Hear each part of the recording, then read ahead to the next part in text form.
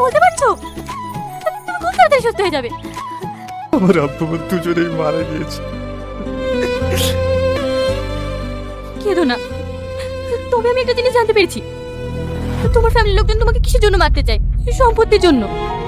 হ্যাঁ আমি জানি। না কিছু আর জীবনে যতই আসুক বাধা, আমরা ভীষণ বিপদ আছি। ওর ফ্যামিলির লোক ওকে মারতে চায়। আপনি আমাদেরকে বাঁচান ভাই। ও ওদের পাওয়া গেল।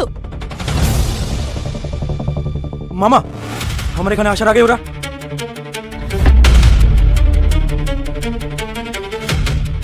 তার মানে